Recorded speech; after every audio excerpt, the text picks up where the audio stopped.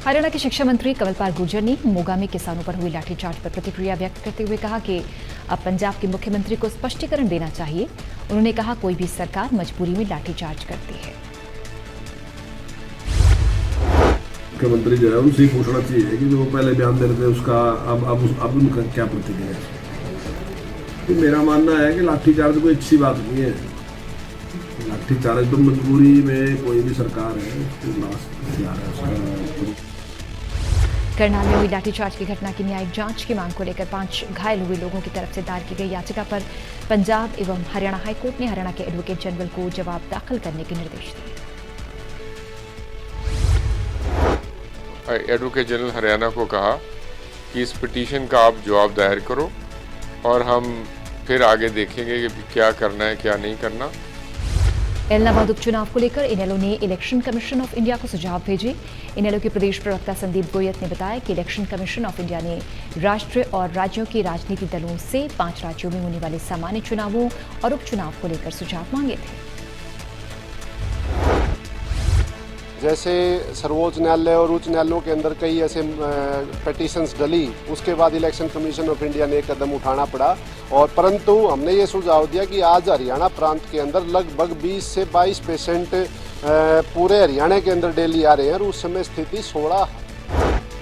अंबाला में इन दिनों करोड़ों के विकास कार्य युद्ध स्तर पर किए जा रहे हैं। इसी कड़ी में अंबाला छावनी के नन्हेड़ा इलाके में 22 करोड़ की लागत से बन रहे रेलवे ओवरब्रिज और 3 करोड़ की लागत से एक अंडर ब्रिज की बड़ी सौगात भी जल्दी अंबाला की जनता को मिलने वाली है।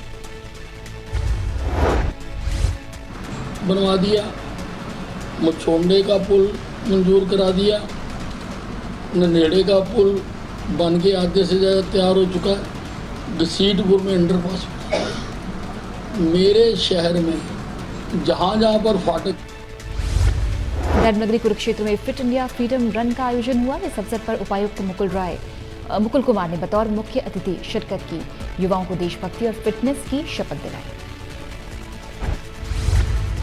राष्ट्र निर्माण में जिन विभूतियों ने अपना योगदान दिया उनको नमन करने के लिए हम यहाँ एकत्रित हुए हैं।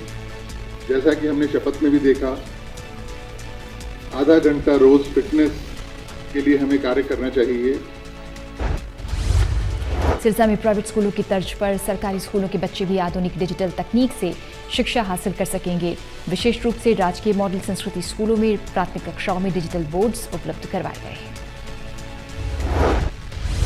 ये डिजिटल तकनीक है जो आजकल के प्राइवेट स्कूलों में चल रही है, हमारे स्कूल में भी अब सरकारी स्कूलों में अवेलेबल है।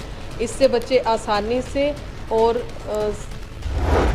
कुरुक्षेत्र में ओपन हाउस में आमजन ने रखी आरटीएस से संबंधित शिकायतें। तो 22 साल से ट्यूबवेल कनेक्शंस नहीं मिलने पर रो पड़े बुजुर्ग। आयोग के मुख्य आयुक्त टीसी ने कहा कि किसी अधिकारी के बिना किसी कारण की किसी प्रार्थी का आवेदन रोका गया तो अधिकारी को बख्शा नहीं जाएगा। हमारा तो कनेक्शन रद्द हो गया और फिर हमने 2006 में पेंशन में 1.5 साल में मेरे पिताजी गुजर गए। पानी की कमी होने, पानी ना मिलने के कारण है भी मेरे बच्चे क्या खाएंगे। फिर चरखी दादरी में 9 महीने और 4 साल की 2 सगी बहनों की मौत हो गई। दोनों बहनों की मौत होने से पूरे गांव में शोक की लहर। दोनों बहनों की मौत की वजह फूड पॉइजनिंग बताई जा रही है। लड़की उठी और उसने पेट में दर्द बताया। उसके बाद में नहाई है, वो नहाने बाद फिर सो गई। दोबारा फिर 5:30 उठी, फिर पेट में दर्द बताया। गाड़ी लेकर आया पड़ोसी की इतना। कुरुक्षेत्र का नामी निजी अस्पताल और मेडिकल कॉलेज विवादों के घेरे में। डॉक्टर्स पर घोर लापरवाही से इलाज के आरोप, मरीज की जान पर बनाई। सुध आने पर शिकायतकर्ता ने दलबल सहित थाने पहुंचकर कार्रवाई की मांग की। गया था सीटी स्कैन करवाने एब्डोमेन का, तो उन्होंने डाई पिलाई मेरे को 2 लीटर पानी में वहाँ पे। तो उस डाई से मेरे को जो दिक्कतें हुई तो उसके बाद मैं शरीर नीला पड़ गया था वहीं मेरा। तो उन्होंने 2 घंटे। फतेहाबाद में बेलदार की पिटाई मामले में पुलिस ने एसडीओ और सुपरवाइजर को गिरफ्तार किया। बेलदार के द्वारा आरटीआई लगाकर करप्शन का खुलासा किया।